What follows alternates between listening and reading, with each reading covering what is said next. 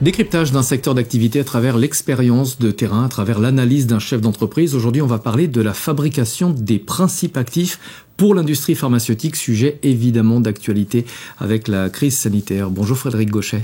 Bonjour. Vous êtes président fondateur de Minafine, maison mère de Minachem. Vous n'êtes pas un inventeur de molécules, vous développez des procédés pour fabriquer des principes actifs. On a découvert pendant la crise sanitaire qu'on manquait de principes actifs, en tout cas qu'on était dépendant de zones géographiques comme l'Inde, comme la Chine. Comment est-ce qu'on en est arrivé là ? Je pense qu'il faut regarder un petit peu plus finement, et ce que vous venez de dire était parfaitement exact pour l'approvisionnement en médicaments génériques. Pourquoi ? Parce que ces médicaments sont essentiellement achetés sur appel d'offres, et c'est les prix de revient qui sont le facteur directeur pour qu'un producteur de principes actifs obtienne la commande ou pas. Et donc, sur des procédés qui sont très anciens, il est clair que le coût d'exploitation des usines et le coût de la main-d'œuvre est prépondérant, et c'est pour ça que tout le marché s'était déplacé vers l'Inde et la Chine. Donc il y avait un ressenti pendant la crise sanitaire qui ne reflétait pas complètement la situation réelle. Alors oui et non, parce que, comme chacun le sait, il n'y a pas véritablement de médicaments, sauf depuis peu, pour traiter la Covid-19. Donc on s'est tourné vers des médicaments existants qui étaient des génériques. Et tout d'un coup, on s'est mis à consommer certains médicaments, comme l'hydroxychloroquine, qui n'étaient pas du tout prévus pour cette application-là et pour ces volumes. Mais vous noterez que quand même, l'industrie chimique, pour cela, a quand même réussi à suivre. Et pour finir, tout le monde a eu un traitement. Alors pour bien comprendre, peut-être un mot d'explication, on parle de principes actifs, c'est-à-dire la matière première utilisée par les laboratoires pour fabriquer des médicaments. Ces principes actifs, est-ce qu'on en fabrique peu en France ? On pourrait en fabriquer beaucoup plus, vous avez raison, et je pense que sur un certain nombre de thérapies, il est important d'avoir une industrie forte. Maintenant, il faut savoir que notre industrie est globale. Si vous prenez l'exemple de Minachem, notre entreprise, nous avons sur le site de Dunkerque une fabrication d'anti-ulcéreux. Cette fabrication n'est pas limitée à la France. On approvisionne le monde entier. Pourquoi ? Parce que l'industrie chimique nécessite des investissements très lourds, et que pour justifier ces investissements, il faut avoir une vision mondiale et globale de nos marchés. Ce serait impossible à rentabiliser si dans le pays on voulait fabriquer toutes les molécules qu'on utilise dans la pharmacie ? Mais bien sûr, ça nécessiterait de telles usines que ce serait insupportable à la fois financièrement et même d'un point de vue politique et territorial.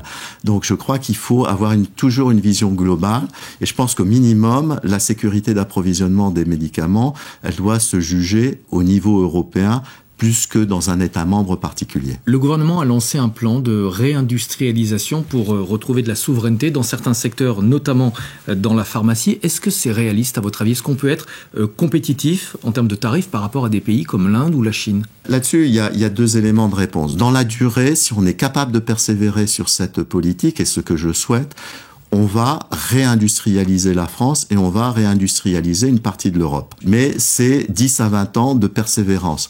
Pourquoi ? Parce qu'il faut recréer tout un écosystème, et notamment déjà l'écosystème qui permet de construire les usines, qui a été mis très à mal par la désindustrialisation, à commencer par les ingénieries et les fabricants d'équipements. Ensuite, si on s'intéresse aux médicaments les plus récents, là, il y a encore beaucoup de choses à améliorer en termes de procédés.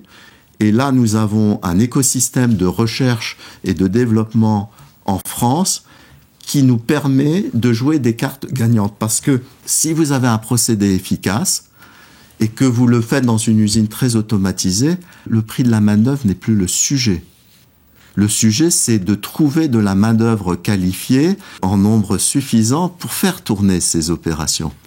Mais on est capable de battre les Chinois et les Indiens avec des procédés intelligents, et on a les gens pour les faire. Réindustrialiser la France, est-ce que ça aurait peut-être pas plus de sens au niveau européen pour la pharmacie ? Alors pour la pharmacie, ça c'est très clair. On n'imagine pas chaque pays avoir les usines pour faire les 1500 principes actifs dont chaque pays a besoin.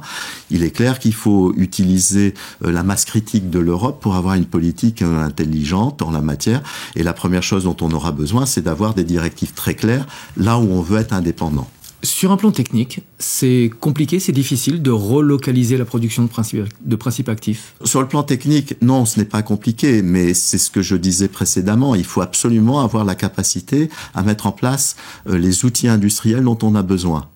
Et la deuxième chose, c'est qu'il faut avoir une politique au long cours, parce que nous, quand on fait des usines, c'est pour des décennies, qui vont nous donner une rémunération du principe actif qui va justifier les investissements qu'il faut faire. Alors justement, en termes d'investissement, l'une des particularités de votre activité, c'est que vous consacrez une part très importante de votre chiffre d'affaires aux investissements. Alors nous, on raisonne pas en chiffre d'affaires, mais on raisonne en termes d'excédent brut d'exploitation ou EBITDA. Ouais. Et nous, on consacre au minimum 50 à 60% de notre EBITDA à l'investissement industriel. Donc c'est un effort très important, fait en bonne intelligence avec nos actionnaires. Vous avez sollicité un financement du gouvernement dans le cadre du plan de relance. Pourquoi faire ? Alors nous avions une usine qui avait besoin d'être modernisée, qui est l'usine historique du groupe, qui est près de Lille. Et nous avions décidé en 2020 de lancer un plan de rénovation, qui est un plan assez important, qui représente plus de 30 millions d'investissements pour la première tranche.